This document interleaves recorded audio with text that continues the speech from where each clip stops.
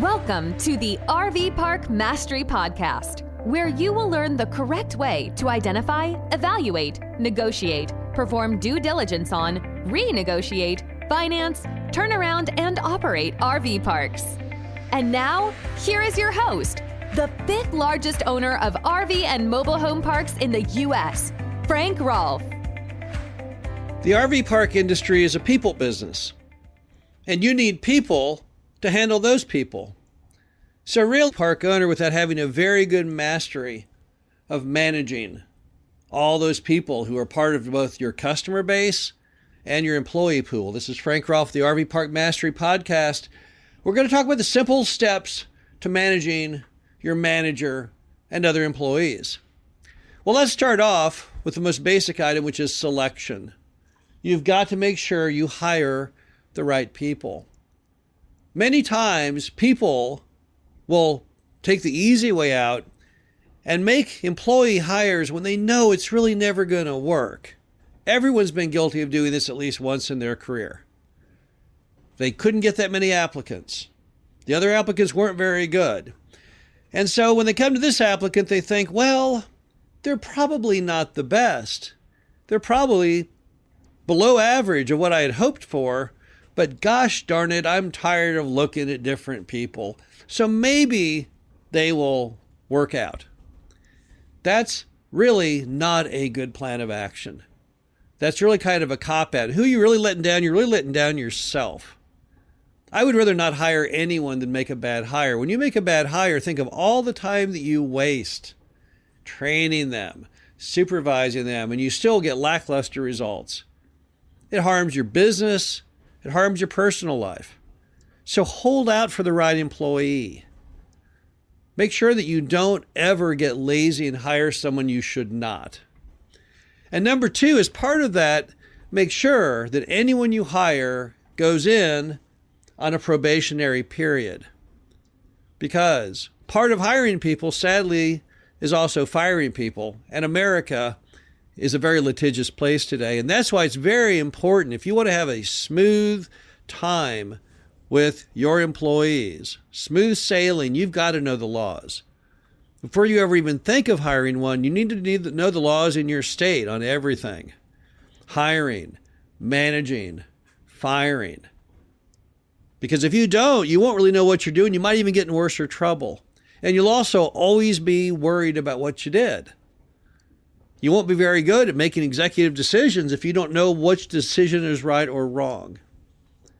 If you have a probationary period, at least, if the person doesn't work out, you can get rid of them based on your state's laws without having any residual effect of them suing you or saying, oh, no, you didn't do what you promised me or you discriminated against me. So make sure you understand your laws, and if you can in your state, use a probationary period as a tool to make sure it's the right fit. Next, it's essential that you train them. Some RV park owners just throw people into roles without even explaining what that role is. Okay, you're the RV park manager.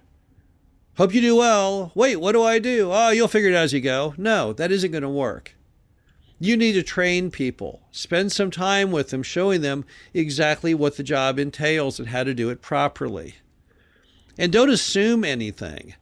People always think, oh, they know how to do that. No, they probably don't know how to do that. They need help. After you've trained them and you have them in the role, now comes the issue of supervising them. Now, supervising employees is very simple, yet most people don't do it the right way. First, you have to let them know how they will be judged. You need to know the grading system. Can you imagine going to school and not knowing anything about what you were expected to do to get an A or an F? How confusing would that be? If the teacher every day didn't give you the homework assignment but expected you just to guess it? If you just had to guess all the answers or create your own exam? It'd be very, very tough. People like knowing when they are doing well and when they are doing poorly. It makes them comfortable because really all people like to do well. But you have to tell them exactly how they will be judged. And also, as part of that, you've got to also explain to them what would get them fired, because there's certain things people do that are terrible, and they can't be offset by doing a few good things. So as you're explaining what the job is, let them know what you expect of them, but also let them know what would be the ultimate fail. What they could do, or what has been done in the past, requiring immediately severing the business relationship. They need to know that too. So they'll know how to watch out for those things. We do that in society, right?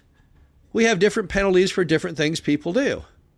If you park in a parking spot with a meter and you don't pay the meter, that fine you'll get left on your windshield wiper is only what, $10? But what if you park in a handicap spot?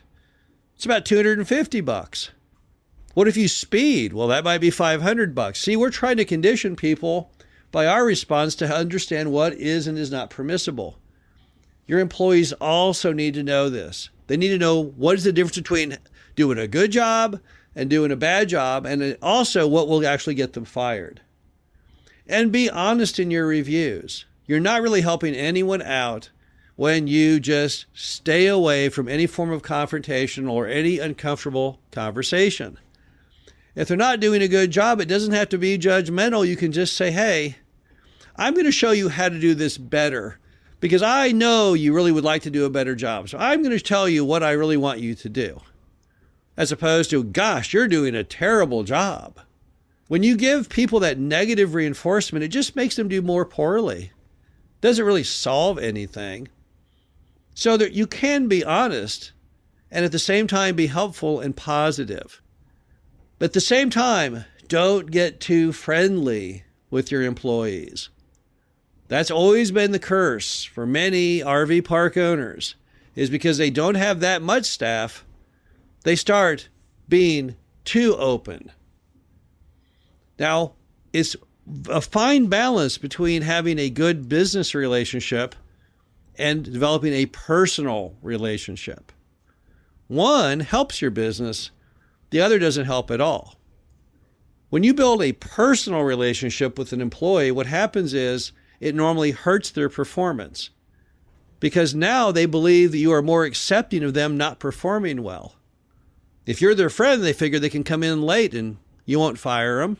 They figure you can do all kinds of things that they shouldn't do because they figure your friendship will make up for that. It's just never been good business. So how do you keep things on a friendly level, yet not too friendly? Well, just focus on the business. Don't really engage in personal conversation. That's a good way. And don't call them after hours. When they're at work, they're at work. And when they're not, unless there's an emergency. Often what happens is the RV park owner is hoping that they'll get a better performance by making that person their personal friend. It rarely works that way. I've only seen when you develop that kind of friendship thing, things get worser than better. Typically, it does not foster in the employee the desire to do a great job to excel. It just makes them want to go ahead and take advantage. And that leaves with the final item. If you're going to simply manage your managers, you have to understand one of the greatest maxims I was ever told in the industry. And that is that it's easier to change people than to change people. You have to think about that one for a minute because initially it doesn't make a lot of sense. But what it really means is it's a whole lot easier just to get another employee than to retrain the one you have. There are big businesses across America, places like IBM and General Motors, and they have the capabilities through giant HR departments to actually retrain those who are not performing as they hoped. But the problem is that's not you. You don't have a big HR department. And if you have one weak link in your chain, it will easily be broken in half. You don't have the luxury of having somebody who's not up to their full performance on your team. Your team's just not big enough. So when things aren't working out, do something and do it swiftly. Stanley Marcus, the founder of Neiman Marcus, once said, take your markdowns on people and merchandise as quickly as possible. And it's as true today as it was back in the 1950s when he said it. If someone's not working out, you are not benefiting yourself in any possible way by pressing on doing the same thing that isn't working. It's time for a change for the better, a change to make your RV park a more successful place, a change to make something that is not working properly suddenly do much better. But don't hold back. There's nothing more painful than talking to an RV park owner who's got a bad manager who's still clinging on to them a year or two later. That isn't the right strategy. All of us, because we're all good-natured, hate the confrontation of letting someone go. But at the same time, you're really not being fair to yourself, to your family, to your partners, or even really that person. If someone's in the wrong role, it's time for them to find a new role that they can succeed at, and time for you to find someone new, and to repeat the cycle all over again. This is Frank Rolfe, the RV Park Mastery Podcast. Hope you enjoyed this. Talk to you again soon.